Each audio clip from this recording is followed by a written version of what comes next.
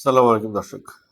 হাতি গর্তে পড়লে চামচিকাও লাথি মারে, একটা কথা আছে, বাংলা একটা প্রবাদ আছে।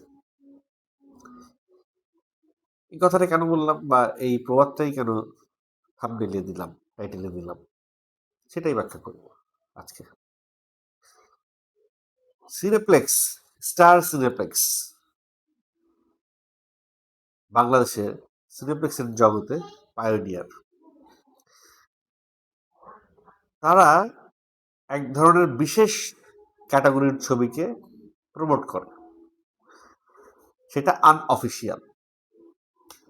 তারা চায় তাদের হলে এমন দর্শক আসুক যে দর্শকের পকেট থেকে 800 টাকা দিয়ে টিকিট বের করতে পারবে, 1200 টাকা দিয়ে টিকিট বের করতে পারবে। তো সেই লক্ষ্যে তারা তারা এলিট শ্রেণীর দর্শকদের টার্গেট করে গল্প নির্বাচন করে। এখন প্রিন্স এর দর্শকের কথা যদি চিন্তা করেন, মেজরিটি দর্শক কিন্তু এলিট শ্রেণী না, মধ্যবিত্ত, আপার মিডিল ক্লাস বা নিম্নবিত্ত। এলিট শ্রেণীর দর্শকরা রিসেন্টলি প্রিয়তমার পর থেকে শাকিব খানের সিনেমার ভক্ত হওয়া শুরু করেছে।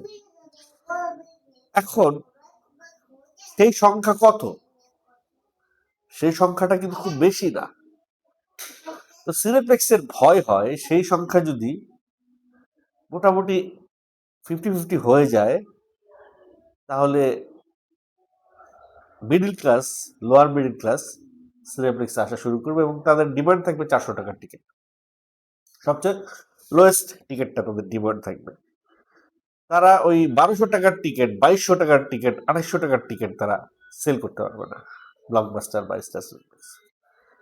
কারণ শাকিব খানের যারা রেগুলার দর্শক, তারা কখনো একবার সিনেমা দেখে না, বারবার দেখে। তো বারবার সিনেমা দেখলে 400 টাকা 500 টাকার উপরে সিনেমার টিকিট কাটাটা কষ্ট হয়ে যায়, কঠিন হয়ে যায়। তো সেই জায়গা থেকে দেখেন স্টার সিনেপ্লেক্সের অনেক সুবিধা হয়ে গেল এইবারের ঈদে শাকিব খানের ছবিটা না চালাইতে। কারণ শুরু থেকে ওরা কিন্তু মার্কেট যাচাই করে, কোন সিনেমার কি হাইপ, কোন সিনেমার দর্শক কেমন হবে, কোন সিনেমা কতটা গ্রহণযোগ্যতা পাবে, মার্কেটে কোন সিনেমা নিয়ে কি আলোচনা হচ্ছে। ইভেন তারা আমাদের কন্টেন্টও দেখে, পেজের লেখাগুলোও পড়ে। তো তারা দেখছে যে প্রথম দিন বা ঈদের আগ থেকে বা রিলিজের পর থেকে বা প্রিভিউটা দেখার পরে, সিনেমাটা দেখার পরে তাদের মনে হয়েছে যে সিনেমার মান আপ টু দা মার্ক হয় নাই। আসলেই সিনেমার মান আপ টু দা মার্ক হয় নাই। কারণ শাকিব খানের আগের কয়েকটা ছবি যদি আপনারা হিসেব করেন, তুফানের পর থেকে, তুফান, বরবাদ, এই তাণ্ডব, এই সিনেমার কথাগুলো যদি চিন্তা করেন, যে স্ট্যান্ডার্ডের হয়েছিল, সেই স্ট্যান্ডার্ড অনুযায়ী প্রিন্সের স্ট্যান্ডার্ড কিন্তু খুবই খ্যাত হয়েছে, খুবই লোয়ার ক্লাস স্ট্যান্ডার্ড হয়েছে। তো ওই জায়গা থেকেই আসলে সিনেপ্লেক্সের মালিকরা মানে ছাইরা দেয় বা কাইন্দা বাঁচি, এরকম একটা জায়গায় তারা অবস্থান নিচ্ছেন। আজকে ঈদের তৃতীয় দিন আমি অনলাইনে দেখলাম যে এখনো পর্যন্ত স্টার সিনেপ্লেক্সের কোনো শাখায় প্রিন্সের কোনো শো চলছে না। অনলাইনে দেখলাম, আমি বাস্তব বিষয়টা জানি না, অনলাইনে আমি টিকিট এর খোঁজ দিতে গিয়ে দেখলাম যে কোনো হলে, স্টার সিনেপ্লেক্সের কোনো হলে প্রিন্সের শো নাই। ফিজিক্যালি কি হচ্ছে জানি না, অনলাইনে দেখলাম ফিজিক্যালি হয়তো তাই হচ্ছে, অনলাইনে যদি এটাই হয়। তো 3টা দিন যদি স্টার সিনেপ্লেক্সে শাকিব খানের সিনেমা না চলে, তাহলে যে দর্শকগুলো শাকিব খানের সিনেমা দেখার জন্য অলরেডি 1000 টাকা খরচ করে স্টার সিনেপ্লেক্সে গিয়ে পৌঁছাইছে, তারা কি একটা সিনেমা না দেখে আসবে? No. তারা একটা সিনেমা দেখে আসবে। সেই ক্ষেত্রে তাদের সেকেন্ড চয়েসে সিনেমাটা যেটা থাকে, সেটা যাই হোক, দম হোক, প্রেশার কুকার হোক, রাক্ষস হোক বা বনলতা এক্সপ্রেস হোক, যেটাই হোক, তারা কিন্তু ওই 4টার যে কোনো একটা সিনেমা তারা দেখে আসবে। সো এই যে শাকিব খানের বাইরে ইভেন শাকিব খানকে নিয়ে, শাকিব খানের সিনেমাকে নিয়ে শাহরিয়ার শাকিল সাহেব যে সকল মন্তব্য করছেন, সাংবাদিকরা তাকে প্রশ্ন করছে বলেই তাই তিনি হয়তো করছেন। কিন্তু এই ধরনের মন্তব্য, যেই ধরনের আমি মন্তব্যগুলো উল্লেখ করতে চাই না, যে ধরনের মন্তব্য তিনি করছেন সেগুলো নিয়েও কিন্তু সোশ্যাল মিডিয়ায় আলোচনা শুরু হয়ে গেছে যে তারা তো মাথা ব্যথা কেন, সে তার সিনেমা নিয়ে কথা বলুক, সে আরেকটা সিনেমা নিয়ে তার এত কথা বলার দরকার কি? অথচ এই শাহরিয়ার শাকিল যেই তাণ্ডব সিনেমাটা বানিয়েছে, তারা তারা কিন্তু শাকিব খানের এখান থেকে মোটামুটি ভালোই একটা অ্যামাউন্ট তারা গ্যাদার করতে পারছিল। কিন্তু শাহরিয়ার শাকিল দেখছে যে শাকিব খানের সিনেমাই বেশি পাইরেসি হয়, মানে শাকিবের সিনেমা চলে বেশি, তাই এটা পাইরেসি হওয়ার সংখ্যা বেশি। সেই কারণে শাহরিয়ার শাকিল করলো কি, মাইনাস শাকিব ফর্মুলায় গেল। সে আফরান নিশোকে সঙ্গে করে বা অন্যান্য এরপর অন্য হিরোকে নিয়ে সঙ্গে করে সে সিনেমা নির্মাণ করবে, এবং আরো একটা ফর্মুলা এসে গেল, সে সিঙ্গেল স্ক্রিনে দিবে না, কারণ সিঙ্গেল স্ক্রিন থেকে সিনেমা পাইরেসির সম্ভাবনা নাকি আরো বেশি।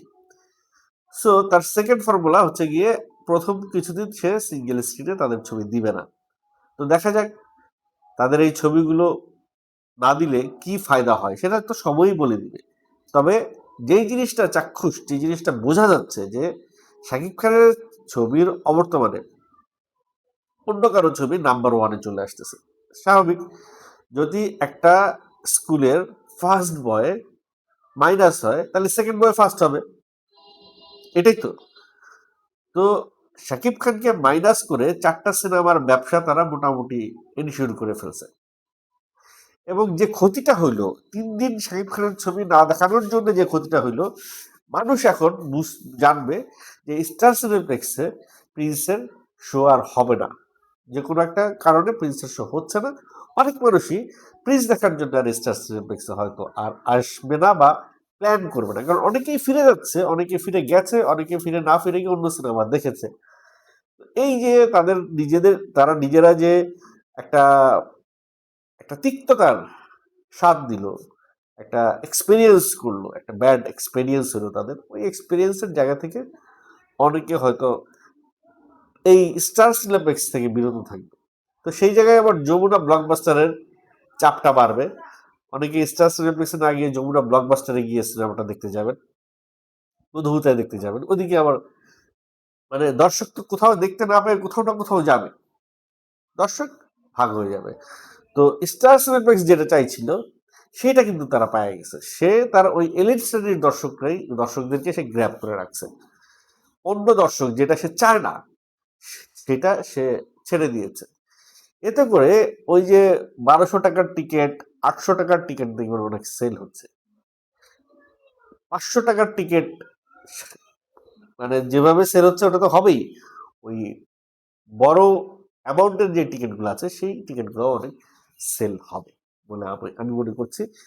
স্টার সিনেমাসের ব্যবসা কিন্তু এমন না যে শাকিব খানের সিনেমা নিলে তার ব্যবসা খুব বেশি লস হইতো, বরঞ্চ ঈদে মানুষ যারা সিনেমা দেখতে যায় তারা সিনেমা দেখতে যাবেই, এবং তারা স্টার সিনেপ্লেক্সেই যাবে, এবং তারা ওই ওই সিনেমাগুলোই দেখে আসবে, বাকি 4টা সিনেমা। এখন কথা হচ্ছে তারা আজকে স্টার সিনেপ্লেক্সে প্রিন্সের শো চালানোর কথা ছিল, আমি জানি না কি কারণে চালাইতে পারে নাই, কালকে থেকে হয়তো চালাবে বা পরশু থেকে হয়তো চালাবে। কিন্তু যে 3 দিনে যে ক্ষতিটা হয়েছে, এই ক্ষতিটা পুষায় উঠতে প্রিন্সের অনেক বেগ পেতে হবে, অনেক বেগ পেতে হবে। প্রিন্সের প্রয়োজক, আমি হলফ করে বলতে পারি এই সিনেমা থেকে প্রিন্সের প্রয়োজক লভ্যাংশ তুলে বাড়িতে যেতে পারবে না। প্রথম 3 দিনেই সিনেমার যে ক্ষতিটা হয়ে গেছে, এই ক্ষতিটাই পুষায় উঠতে অনেকগুলো দিন পার হয়ে যাবে। এখন যদি সিনেমাটা যদি ভালো হইতো, সিনেমার মেকিং যদি ভালো হইতো, তাহলে এই ক্ষতিটা পুষায় যেত। সিনেমাই যে এখানে কথা কম বলবে, সেখানে আসলে প্রযোজক পরিচালকের গলা ফাটায়া চিল্লাইয়া মার্কেট পাবে। সিনেমাটার মেকিং যদি ভালো হইতো, সিনেমার গল্পটা যদি আরো স্ট্রং হইতো, সিনেমার উপস্থাপনা যদি আরো ভালো হইতো, ওয়ার্ড অফ মাউথ যদি এই সিনেমায় ছড়া যেত, তাহলে কিন্তু সিনেমার সেল আরো বাড়তো। তবে তবে আবু হায়াত মাহমুদ এই সিনেমাটা বানিয়েছেন কাদের জন্য? এটা একটা কোশ্চেন। আবু হায়াত মাহমুদ কি আদৌ এই সিনেমাটা যদি ভালো বানাইতে পারতো, তাহলে আর কোনো কথা ছিল না, তাহলে আর সিনেপ্লেক্সের কঠিন জবাব দেওয়া যেত। তবে আবু হায়াত মাহমুদ এই সিনেমাটা বানিয়েছেন যাদের জন্য, আমি সে যদি বানিয়ে থাকেন নিম্ন বিত্ত বা যে মানে লোয়ার মিডল ক্লাস বা মিডল ক্লাস বা যারা লেম্যান যারা সিনেমা শাকিব খানকে যারা বেশি ভালোবাসেন, যে বেশি পছন্দ করেন, যেই দর্শক, সেই দর্শক কিন্তু এই সিনেমা দেখে মুগ্ধ হয়ে যাবে।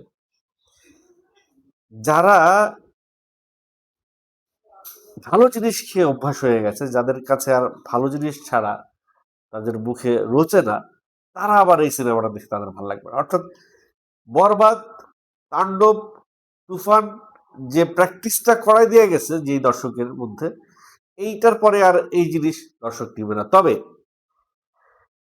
কিছু শ্রেণীর দর্শক অবশ্যই আছে, এবং এবং সেই শ্রেণীর দর্শকটা কিন্তু অনেক বেশি, সেটা সিঙ্গেল স্ক্রিনে। সিঙ্গেল স্ক্রিনে কিন্তু প্রিন্স জয় জয়কার হবে।